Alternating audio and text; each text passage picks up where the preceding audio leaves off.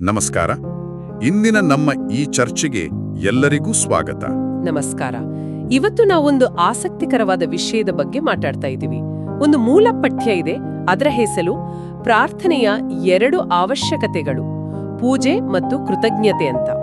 ಹೌದು, ಇದು ಪ್ರಾರ್ಥನೆ ಬಗ್ಗೆ ನಾವು ಸಾಮಾನ್ಯವಾಗಿ ಯೋಚಿಸೋದಕ್ಕಿಂತ ಸ್ವಲ್ಪ ಬೇರೆ ತರಹದ ನೋಟ ಕೊಡುತ್ತೆ. ಹೌದು ಅಲ್ವಾ? ಸಾಮಾನ್ಯವಾಗಿ ಪ್ರಾರ್ಥನೆ ಅಂದ್ರೆ ನಮಗೇನ್ ಬೇಕೋ ಅದನ್ನ ದೇವರ ಹತ್ರ ಕೇಳೋದು ಅಂತ ಅನ್ಕೋತೀವಿ. ಅದೇ ಅಲ್ವಾ, ಒಂದು ಲಿಸ್ಟ್ ಕೊಟ್ಬಿಡೋದು. ಆದ್ರೆ ಈ ಪಠ್ಯ ಹೇಳುತ್ತೆ ಅದು ಕೇವಲ ಒಂದು ಭಾಗ ಅಷ್ಟೇ.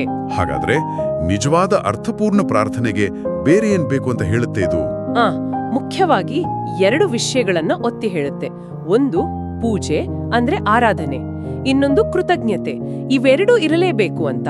ಓಹ್, ಇರಲೇಬೇಕು ಅಂದ್ರೆ ಆಯ್ಕೆಗಳಲ್ಲ, ಕಂಪಲ್ಸರಿನಾ? ಹೌದು. ಈ ಪಠ್ಯದ ಪ್ರಕಾರ ಇವು ಅನಿವಾರ್ಯತೆಗಳು. ಅವು ಇಲ್ಲದೆ ಪ್ರಾರ್ಥನೆ ಅಪೂರ್ಣ ಅಂತ. ಇದು ಕುತೂಹಲಕಾರಿ. ಸರಿ, ಹಾಗಾದ್ರೆ ಮೊದಲು ಆ ಪೂಜೆ ಅಥವಾ ಆರಾಧನೆ ಬಗ್ಗೆ ಮಾತಾಡೋಣ.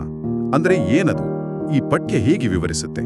ಪೂಜೆ ಅಂದ್ರೆ ದೇವರ ಘನತೆ ಇದೆಯಲ್ಲ, ಆತನ ಪವಿತ್ರತೆ, ಆತನ ಪ್ರೀತಿ, ಮತ್ತೆ ನಮ್ಮ ಜೀವನದ ಮೇಲೆ ಆತನಿಗಿರೋ ಅಧಿಕಾರ, ಅದನ್ನೆಲ್ಲ ಮನಸ್ಸಿಂದ ಒಪ್ಪುಕೊಂಡು ಗೌರವಿಸೋದು.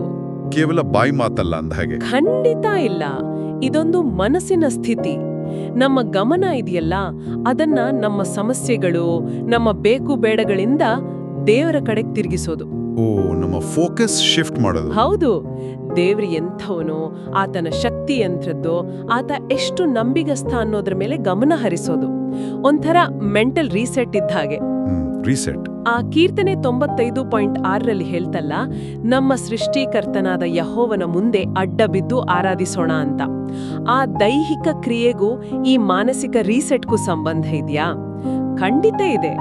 ಆ ಅಡ್ಡ ಬೀಳೋದಿದೆಯಲ್ಲ, ಅದು ನಮ್ಮ ನಮ್ರತೆಯ ಸಂಕೇತ. ನಾವು ಸೀಮಿತರು, ದೇವ್ರು ಅಪರಿಮಿತ ಅನ್ನೋದನ್ನ ಒಪ್ಪಿಕೊಳ್ಳುವ ಒಂದು ರೀತಿ. ಹೌದು ಹೌದು. ಅದೇ ಮನೋಭಾವದಿಂದ ನೋಡಿ ಯೇಸು ಕಲಿಸಿದ ಪ್ರಾರ್ಥನೆ ಕೂಡ ಹೇಗೆ ಶುರುವಾಗುತ್ತೆ.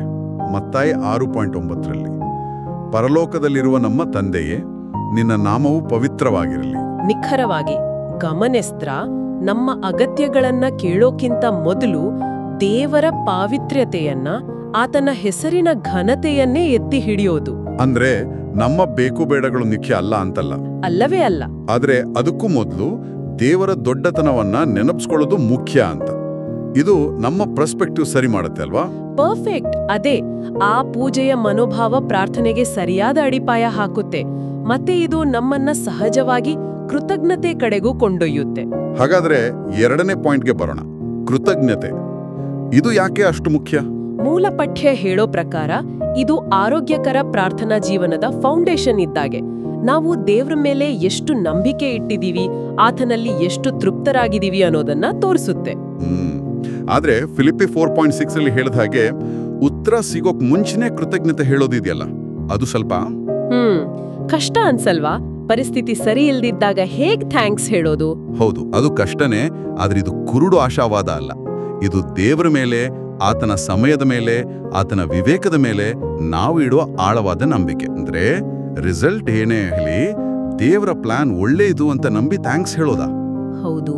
ಅದೇ ರೀತಿ 1 ಥೆಸಲೋನಿಕ 5:18ರಲ್ಲಿ ಎಲ್ಲಾ ಸಂದರ್ಭಗಳಲ್ಲಿಯೂ ಕೃತಜ್ಞರಾಗಿರಿ ಅಂತ ಹೇಳೋದು. ಎಲ್ಲ ಸಂದರ್ಭಗಳಲ್ಲೂ? ಹೌದು. ಕಷ್ಟದ ಸಮಯದಲ್ಲೂ ದೇವರ ಒಳ್ಳೆತನವನ್ನ ಹುಡುಕಿ ಅದಕ್ಕೆ ಕೃತಜ್ಞತೆ ಹೇಳ್ದಾಗ ನಮ್ಮ ಹೃದಯ ಕಲ್ಲಾಗಲ್ಲ, ಬದಲಿಗೆ ಅದು ಮೃದುವಾಗಿರುತ್ತೆ, ನಮ್ರವಾಗಿರುತ್ತೆ. ಹೌದು, ಈ ಪಠ್ಯ ಕೂಡ ಅದನ್ನೇ ಹೇಳುತ್ತೆ. ಕೃತಜ್ಞತೆಯಿಂದ ನನಗೆ ಸಿಗ್ಲೇಬೇಕು ಅನ್ನೋ ಒಂದು ಹಕ್ಕಿನ ಭಾವನೆ ಕಡಿಮೆ ಆಗತ್ತೆ, ನಮ್ರತೆ ಬೆಳೆಯುತ್ತೆ ಅಂತ. ನಿಖರವಾಗಿ. ಪರಿಸ್ಥಿತಿ ಹೇಗೇ ಇರ್ಲಿ, ದೇವರ ಒಳ್ಳೆತನವನ್ನ ನೆನ್ಪಲ್ಲಿಡೋಕೆ ಸಹಾಯ ಮಾಡುತ್ತೆ. ಸೊ ಅದಕ್ಕಾಗಿ ಈ ಪಠ್ಯ ಇವೆರಡನ್ನು, ಪೂಜೆ ಮತ್ತು ಕೃತಜ್ಞತೆಯನ್ನ ಅನಿವಾರ್ಯ ಆಧಾರ ಸ್ತಂಭಗಳು ಅಂತ ಕರೆಯುತ್ತೆ. ಇವಿಲ್ಲದೆ ಹೋದ್ರೆ ಪ್ರಾರ್ಥನೆ ಕೇವಲ ಒಂದು ಫಾರ್ಮಾಲಿಟಿ ಆಗ್ಬಿಡಬಹುದು. ದೇವರ ಜೊತೆಗಿನ ಆ ಜೀವಂತ ಶಕ್ತಿಯುತ ಸಂಬಂಧ ಕಟ್ಟೋಕೆ ಇವೆರಡೂ ಬೇಕೇ ಬೇಕು. ತುಂಬಾ ಚೆನ್ನಾಗಿ ವಿವರಿಸಿದ್ರಿ. ಹಾಗಾದ್ರೆ ಸಂಕ್ಷಿಪ್ತವಾಗಿ ಹೇಳೋದಾದ್ರೆ, ದೇವರ ಶ್ರೇಷ್ಠತೆಯನ್ನ ಆರಾಧಿಸೋದು ಮತ್ತು ಎಲ್ಲದಕ್ಕೂ ಕೃತಜ್ಞರಾಗಿರೋದು, ಈ ಎರಡು ನಮ್ಮ ಪ್ರಾರ್ಥನೆಯನ್ನ ಕೇವಲ ಒಂದು ಬೇಡಿಕೆಗಳ ಲಿಸ್ಟ್ನಿಂದ ದೇವರ ಜೊತೆಗಿನ ಆಳವಾದ ಸಂವಾದವಾಗಿ ಬದಲಾಯಿಸತ್ತೆ. ನಮ್ಮ ಆತ್ಮವನ್ನ, ಆತನ ಪ್ರೀತಿಯಲ್ಲಿ ಸ್ಥಿರವಾಗಿ ನಿಲ್ಲಿಸುತ್ತೆ. ಸರಿ, ಈಗ ಈ ಚರ್ಚೆ ಕೊನೆಯಲ್ಲಿ ಕೇಳುಗರು ಯೋಚನೆ ಮಾಡೋಕೆ ಒಂದು ಪ್ರಶ್ನೆ ಕೇಳೋಣ. ಹೌದು. ಪ್ರಾರ್ಥನೆಯಲ್ಲಿ ದೇವರನ್ನ ಆರಾಧಿಸೋದ್ರಿಂದ ನಮ್ಮ ಗಮನ ನಮ್ಮಿಂದ ದೇವರ ಕಡೆಗೆ ಶಿಫ್ಟ್ ಆಗುತ್ತೆ. ಕಷ್ಟದಲ್ಲೂ ಕೃತಜ್ಞತೆ ಹೇಳೋದ್ರಿಂದ ನಮ್ಮ ದೃಷ್ಟಿಕೋನ ಬದಲಾಗುತ್ತೆ. ಹೌದು. ಹಾಗಾದರೆ ಈ ಎರಡು ಅಭ್ಯಾಸಗಳನ್ನ ನಾವು ನಮ್ಮ ಜೀವನದಲ್ಲಿ ನಿರಂತರವಾಗಿ ಅಳವಡಿಸ್ಕೊಂಡ್ರೆ ಇದು ಬರೀ ಪ್ರಾರ್ಥನೆಗೆ ಮಾತ್ರ ಸೀಮಿತವಾಗಿರದೆ ನಮ್ಮ ದಿನನಿತ್ಯದ ಜೀವನದಲ್ಲಿ ನಾವು ಜಗತ್ತನ್ನ ನೋಡೋ ರೀತಿಯನ್ನ ಹೇಗೆ ಬದಲಾಯಿಸಬಹುದು, ಹೇಗೆ ರೂಪಿಸಬಹುದು? ಇದು ನಿಜವಾಗ್ಲೂ ಆಳವಾಗಿ ಯೋಚಿಸಬೇಕಾದ ಪ್ರಶ್ನೆ. ಹೌದು. ಈ ಪ್ರಶ್ನೆಯೊಂದಿಗೆ ಇಂದಿನ ಈ ಚಿಂತನೆಯನ್ನ ಇಲ್ಲಿಗೆ ಮುಗಿಸೋಣ. ಧನ್ಯವಾದಗಳು. ಧನ್ಯವಾದಗಳು.